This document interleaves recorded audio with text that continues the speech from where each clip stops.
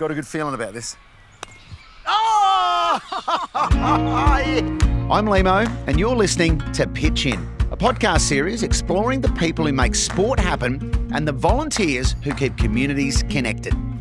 Sport might bring us together, but volunteers are the reason we stay connected. In this series, we're travelling across Australia to meet the extraordinary people who pitch in, not for money or recognition, but because they believe in the power of community. In this episode, we explore why community sport remains one of Australia's most powerful connectors. You'll hear from volunteers who've dedicated decades to their clubs, from archery ranges in Victoria to football grounds in Western Australia, and from leaders helping shape the future of community sport. Nice. Hello. I first travelled to Frankston to visit the Frankston Archery Club, where I caught up with Hans Wright OAM, who was one of the most influential figures in the development of modern archery in Australia, with a legacy spanning more than 7 decades as a competitor, coach, mentor and innovator. Now in his 90s, Hans continues to serve as an active volunteer coach and mentor, sharing his knowledge and experience with new generations of archers. He takes us back to the first memory of his grandma introducing him to archery. She took me to an archery club and in Murrumbina. I think just watching the arrows fly got me in, you know. And these beautiful wooden bows. Bows in those days were beautiful pieces of wood, you know. I understand your grandma gave you your first bow. Have you still got it? She bought a bow off an ex-state champion or national champion. Solid steel it was. Yes. And yeah. That started me off and I still got the bow. Yeah. And that was it. You know, you've dedicated your life now as a volunteer to archery. How does that make you feel when you reflect on that? Well, a lovely group of people to work with. I've made lots and lots of friends, you know, and I've actually made, you know, friends all over the world with I've had them come here and shoot, you know. I imagine, having started the club, I suspect that you've performed every possible volunteer role. At this place. Can you give us, as best you can, a list? Early days I was president. You know, I've been national coach and state coach and that sort of thing, and Olympic coach, world championship coach.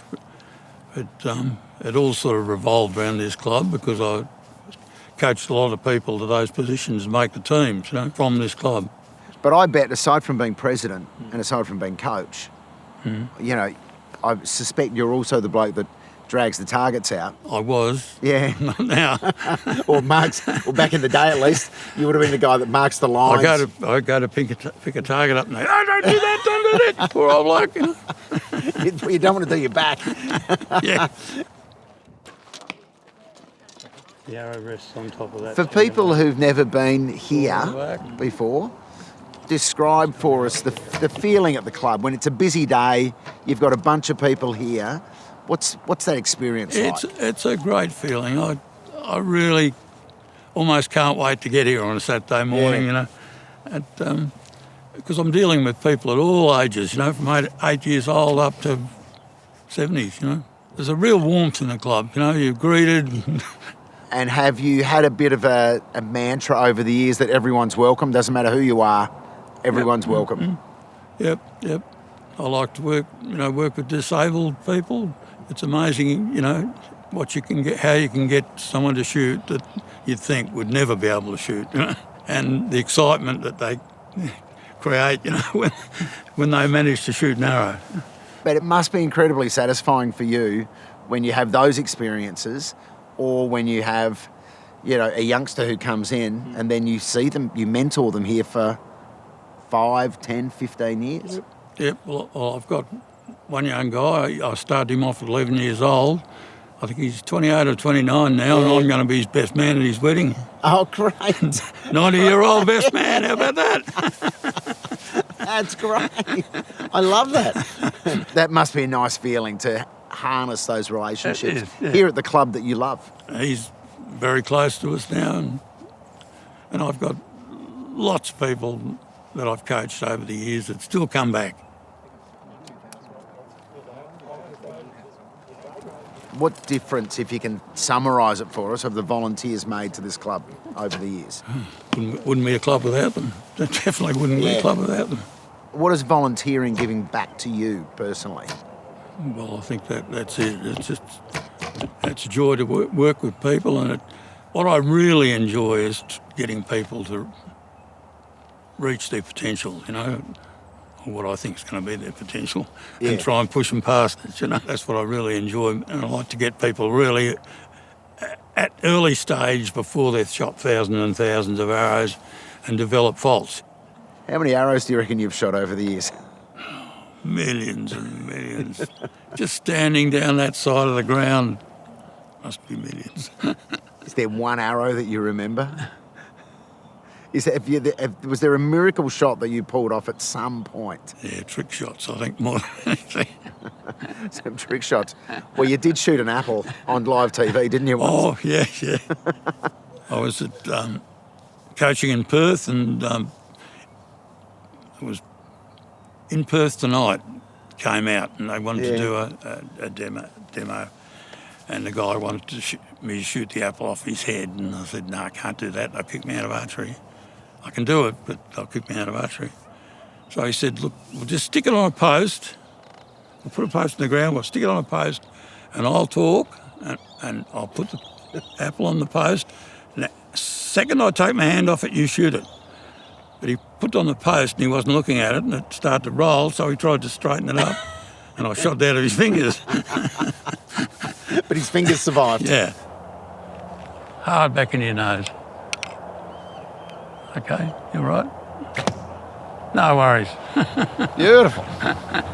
So what I'm going to do, just so you know, with these next two arrows, is I'm going to put this one in the bullseye. And then he's going to split it. And then the next one I'm going to split it and shoot it in there. Very good. Not bad. Next Olympics. You've coached here for a long time. You've seen God knows how many people come through this place. People of all sorts of ages, all types of people have come through here. What is it about sport that you think brings people together and bridges divides that might exist elsewhere? That sort of doesn't matter how much money you got and or how little you got. It pulls people together. You don't think about that sort of stuff. And if you could say something to encourage someone to perhaps volunteer at their local club, whether it be an archery club or anything else, what would you say? Oh, I think you get so much out of volunteering, so much out of helping other people, and I think it's good for you. Yeah. Next up, I headed to the Shepparton Golf Club to meet President Megan Carr, who's also the Executive Officer at Valley Sport. On the practice green. All right, let's do a 3-ball putting comp. Oh, I've done the tray. God, you got to hit it harder than that, mate. Megan, let's get a little bit of background on you first. What's the Megan Carr story? I've worked in sport for over 25 years. I've worked for the Australian Sports Commission. I've worked for local government. I've worked for Golf Australia, and now with Valley Sport. So I had a lot of time in sport, and have just loved it from a very young age. Tell us a bit about Valley Sport. We're funded by Sport and Rec Victoria and Vic Health, and we're funded to work within club development and participation, inclusive participation. So our club development stream is looking at club governance, how do we strengthen the sustainability of local clubs, and how do we offer up support around constitutions or policies or We've got a workshop tonight around conflict resolution. So we've got 66 people registered to come onto our webinar tonight to learn about how do they deal with disputes when they arise at the club. We'll give them a policy, we'll give them some codes of conduct, and then we'll give them the training to implement that. So we're very much working with clubs to try and strengthen their foundations, and also looking at inclusion as well as a key part of that. And sporting organisations these days, they are a broad church, aren't they, where everyone's welcome, and once you're inside the club, everyone's equal. working with Valley Sport, we've got a lot of clubs. We've got nearly 500 clubs in our catchment area, so we look after 7 different local government areas. And one of the things we talk a lot with those clubs about is the welcoming environments that they can often offer to people coming in for participation, for volunteering, the set of skills that they then might have. If they open up their doors to whole of community, then it is that gathering space. It is that you may not be able to play forever, but how do you belong to something forever? Because you can. I asked Megan why volunteering is such an important part of the sporting landscape. Without volunteers, sport doesn't happen. I'm president here at Shepparton Golf Club, where we're sitting today in this beautiful facility. And although we have some paid staff and we're lucky to have those, there's still a heck of a lot of volunteers that come just to ensure the course is playable, or to ensure that the governance structures are right, or to ensure that the garden as you pull up looks pretty and looks inviting. When I put that into being team manager for my son's AFL football team, I was absolutely shocked at the amount of volunteers it took to put one team on the park for the day. You needed timekeepers and interchange stewards and goal umpires and all these positions. And I was like, how are we going to find all these people just to put one team on the park? And that was just our side. The other side needed the same as well. So, without volunteers, sports doesn't happen. And I think the hard thing for volunteers is the increased compliance and the increased need to be running sport like a business. We've still got, particularly regionally, a lot of clubs that are trying to run it like they did back in the day when things weren't as important or weren't as highlighted as much of a need as what's needed today. And talk to me a little bit about, because you've seen it over many years, the impact that volunteering at local sports clubs has on the community generally, and that sense of belonging and the sense of cohesion within a small community. Yeah, well, you look at some of the rural football netball clubs. The football netball club is the lifeblood of the town. Without that, there's no social gathering place. There's no, people from the community come in for that sense of belonging to come and watch the football team, even when they're not playing. And they might, I'm happy to stand behind the bar, or I'm happy to cook a barbecue. So they're still giving back even if they're not involved in the club. And I look at what happens here at Shepparton Golf Club, and we'll have days where we might have a special golf day, and then we'll have a luncheon. And at the luncheon, past presidents and captains are invited back into the club. So there's still that sense of real appreciation for what they've done for the club in the years gone by. And, as president of the club, I feel very privileged to be the current custodian of looking at where our club's headed into the future, and very thankful to those that have come before me. What would you say to people who perhaps are listening to this and they're living in a country area, or maybe suburban Melbourne somewhere, or one of the cities around Australia, and thinking, I'd love to get involved with my local club, but how do I do that? What could I do to make the club better? Because perhaps they're not a sporty person, but you don't need to be, do you? Absolutely not. And every club has 1,000 odd jobs to do. It could be as simple as we need someone to come down and put the bins out on a Thursday. That's still volunteering. So clubs are screaming out for people to help. Having moved from Sydney to Shepparton 23 years ago, the first thing I did was join a sporting club, because it's how you make friends. It's that camaraderie, it's that sense of belonging, it's that social connection of being able to come down and have a chat with somebody. And volunteering is volunteering. As I said, like, it can be a small task that you do that still helps the club tick along. It could be a larger task where you've got a few more hours and you're happy to invest a bit more time into helping to run the club. Could be you have got skills in marketing, and so you can help the club market itself. Or a lot of clubs these days are struggling to keep up with social media and websites and everything like that. So if you've got skills, you could be donating your time back. And from a club perspective, I'd be saying, look at who's outside your doors. How else can people from the community come in and help? Who haven't you engaged with? Our communities are quite diverse now. Does your club reflect that diversity in terms of volunteering, in terms of participation, and that belonging? It's a nice putting motion. So having been around sport for a while, tell us, how has volunteering changed over the years, perhaps? I think we're seeing it more and more now as we're dealing with clubs. Back in the day, there was the traditional roles in which people volunteered, and the secretary might wear 5 different hats. Sure. Nowadays, when that happens, people coming through say, well, I can't be secretary because I don't have time to wear all those hats. They don't realise that roles need to be broken down. So we talk a lot to clubs about well, how do you make it simpler to volunteer? How do you show that, the time commitment isn't wearing 5 hats? It might just be, we want you to come and take the minutes at this meeting, or we want you to come and play this role within the club. So I think that's something that's changed a lot.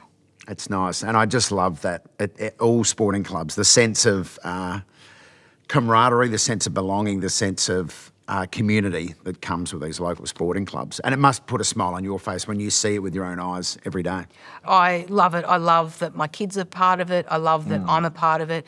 The only thing that my kids hate is we walk down the street, and because I've been involved in so many different sports clubs, we stop with every second person to say hello. But when we moved here, that was how I made friends, and that's how a lot of my lifelong friends from Sydney, from here, have been because of sport, from participation to volunteering.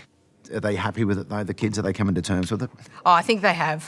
I think they have. All right, here we go. I've got a good feeling about this. Come on, get up.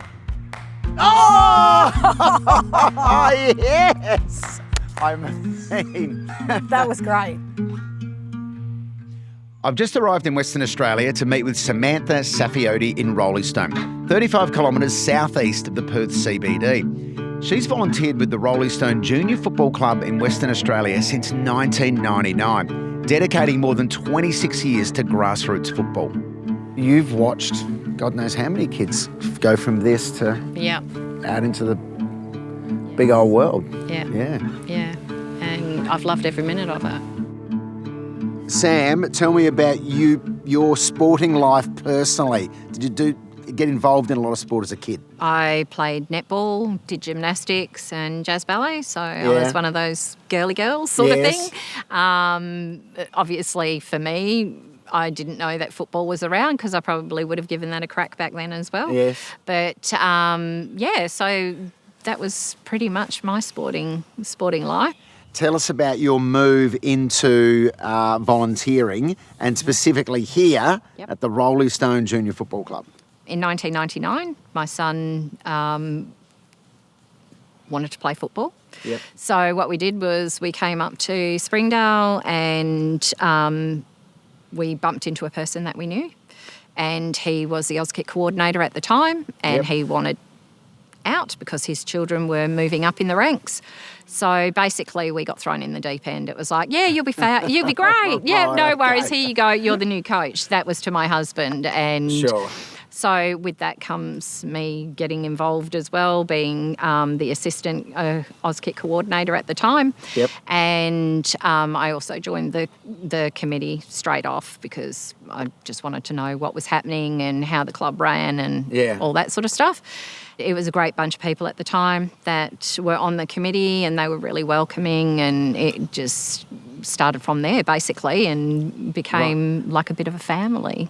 Right from the very early days, you were hooked on what it offered both to you personally and to the community. Yes, and what it could offer my son as well because the people around were so good, and it was a welcoming environment. So we had a great start. The first day when he sort of like threw the whistle at us, it was like, oh my God, no, what are we doing?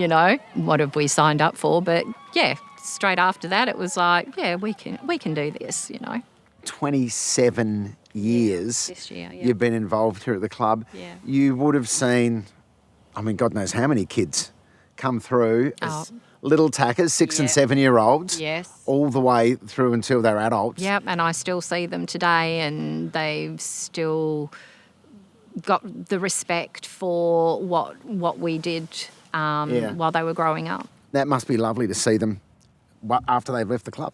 Absolutely, and they've all gone on to great things. Some of them are still involved in sport, playing football down at the Seniors Football Club, which is great as well. And they're all good kids that have come through here. So what do volunteers mean to this football club? Volunteers to this football club mean community is what they mean. And it's, to me, being a volunteer, it's all about nurturing our kids and making sure that they're safe and they grow up with team spirit and resilience. Yeah. So I think that pretty much stands for all volunteers as well. I think they just want the best for our kids and, to make sure that they're thriving as they grow up and, we instill some really good values in them. What does this football club mean to the community? It means a lot because, it's the only football club that we've got, junior football club. Yeah. And also, we all come together, we all help each other out. We know each other, we bump into each other down at the shop, and so it means a lot. And the kids absolutely love coming here. It's just like they can't wait for football season. There's an incredible sense of community, sense of connection between everyone who's involved. Absolutely, yeah. You suffered a horrible tragedy a few years ago with your son, Tom, which must have been incredibly difficult and remains so to this day. Can you tell us what the football club meant for you through that period and to today? Yep. So my first tragedy was losing my husband in 2017, who was a huge personality, I guess you want to call it. Up here, he was a coach. He was also, the Auskick coordinator at the time, and he's moved up with his boys, his sons throughout the years. Yeah. He was just a great mentor, and he was also a great volunteer around the club. He did property and, like you were saying, about the marking of the oval and stuff like that, and also making sure the coaches had their kits. And so he was he was a bit of a legend up here. That was my first tragedy, and the community rallied around me then, and still do to this day in regards to the loss of Sam. Samantha's son, Tom Saffioti, was just 15 years old when he was tragically killed in a car crash in Western Australia in September 2021. Tom was a passionate footballer who played at the junior level and was described by Samantha as a much-loved young person with his whole future ahead of him. Tom was still playing football, so all his teammates and everything were up here. The community, once again, dug deep and rallied around me there.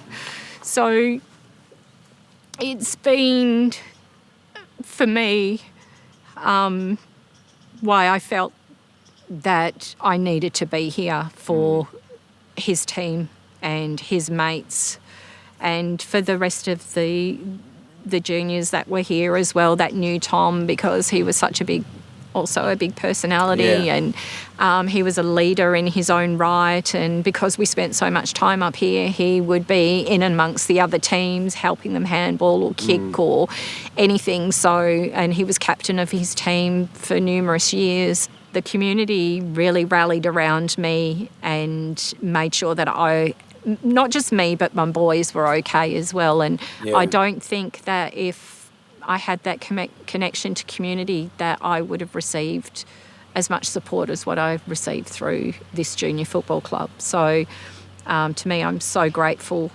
I really just can't thank people enough or put it into words how grateful that I am. I guess you got to see the absolute best of what this type of community can offer.